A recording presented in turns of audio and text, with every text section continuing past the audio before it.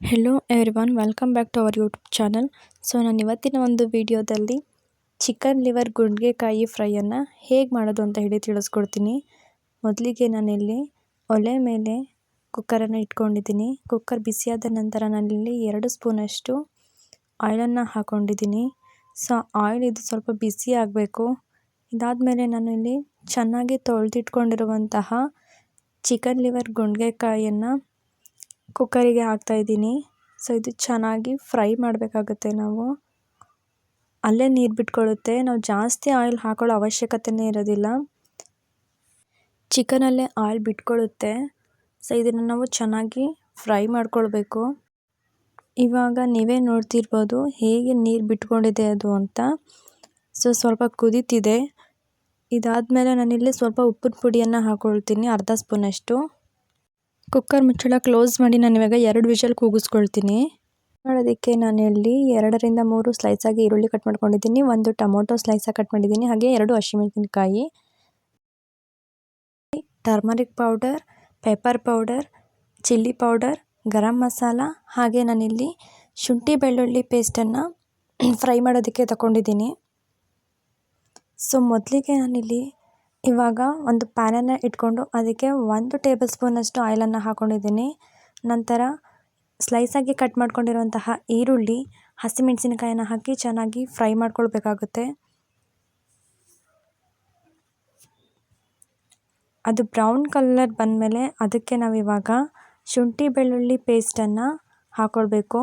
1 table ಸ್ಪೂನಷ್ಟು ಶುಂಠಿ ಬೆಳ್ಳುಳ್ಳಿ ಪೇಸ್ಟನ್ನು ಹಾಕ್ಕೊಂಡು ಹಸಿ ವಾಸನೆ ಹೋಗೋವರೆಗೂ ಸಹ ನಾವು ಅದನ್ನು ಚೆನ್ನಾಗಿ ಫ್ರೈ ಮಾಡ್ಕೊಳ್ಬೇಕಾಗುತ್ತೆ.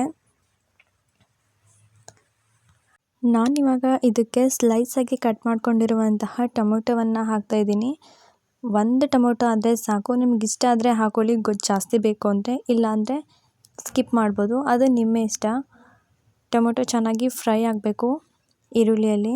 ಅದು ಸ್ವಲ್ಪ ಬೆಂದಿದೆ ಅಂತ ಅಂದಮೇಲೆ ನೆಕ್ಸ್ಟ್ ನಾವು ಅದಕ್ಕೆ 1 ಟೇಬಲ್ ಸ್ಪೂನಷ್ಟು chilli powder, 1 tablespoon turmeric, 1 tablespoon pepper powder, 1 tablespoon garam masala, ಇದೆಲ್ಲವನ್ನು ಸಹ ಹಾಕಿ ನಾವು ಚೆನ್ನಾಗಿ ಫ್ರೈ ಮಾಡ್ಕೊಳ್ಬೇಕು. ನೀವೇ ನೋಡ್ತಿರ್ಬೋದು ಹೇಗೆ ಫ್ರೈ ಆಗಿದೆ ಅಂತ.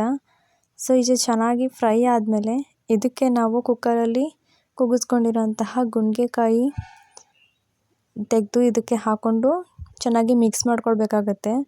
ಮಿಕ್ಸ್ ಮಾಡಿಕೊಂಡು ಇದು ಸಹ ಇದರಲ್ಲಿ ಚೆನ್ನಾಗಿ ಮಸಾಲೆ ಜೊತೆ ಚೆನ್ನಾಗಿ ಬೇಯ್ಕೋಬೇಕು. ಇದು ಬೆಂದಮೇಲೆ ಸ್ವಲ್ಪ ನೀರು ಹಾಕ್ಕೊಳ್ಳಿ, ನಿಮ್ಮಿಷ್ಟ. ಗೊಜ್ಜು ಬೇಕು ಅಂದರೆ ಸ್ವಲ್ಪ ನೀರು ಹಾಕ್ಕೊಳ್ಳಿ, ಇಲ್ಲ ಅಂತಂದರೆ ಬೇಡ. ಇದಾದಮೇಲೆ ನಾನಿಲ್ಲಿ ರುಚಿಗೆ ತಕ್ಕಷ್ಟು ಉಪ್ಪನ್ನು ಹಾಕ್ಕೊಳ್ತಾ ಇದ್ದೀನಿ, ಹಾಗೆ ಕೊತ್ತಂಬರಿ ಸೊಪ್ಪನ್ನು ಆ್ಯಡ್ ಮಾಡ್ತಾಯಿದ್ದೀನಿ. ನೀವೇ ನೋಡ್ತಿರ್ಬೋದು ಹೇಗೆ ಬಂದಿದೆ ಅಂತ. ಇದು ಚಪಾತಿ ಜೊತೆಗಾಗಿರ್ಬೋದು, ರೊಟ್ಟಿಗಾಗಿರ್ಬೋದು, ಅಥವಾ ಸೈಡಿಗೆ ನೀವು ಹಾಕ್ಕೊಂಡು ಊಟ ಮಾಡ್ಬೋದು. ಬ್ಯಾಚುಲರ್ಗಂತೂ ಇದು ತುಂಬ ಯೂಸ್ಫುಲ್ ಅಂತಲೇ ಹೇಳ್ಬೋದು. ಒಂದ್ಸಲ ಟ್ರೈ ಮಾಡಿ ಹೇಗಿದೆ ಅಂತ ಹೇಳಿ. ಈ ವಿಡಿಯೋ ನಿಮಗೆ ಇಷ್ಟ ಆಗಿದೆ ಅಂತ ಹೇಳಿ ತಿಳ್ಕೊಂಡಿದ್ದೀನಿ. ಇಷ್ಟ ಆಗಿದ್ದರೆ ಲೈಕ್ ಮಾಡಿ, ಶೇರ್ ಮಾಡಿ, ಕಮೆಂಟ್ ಮಾಡಿ, ಹಾಗೆ ಸಬ್ಸ್ಕ್ರೈಬ್ ಮಾಡ್ಕೊಳ್ಳೋದನ್ನು ಮರಿಬೇಡಿ. Thank you for watching.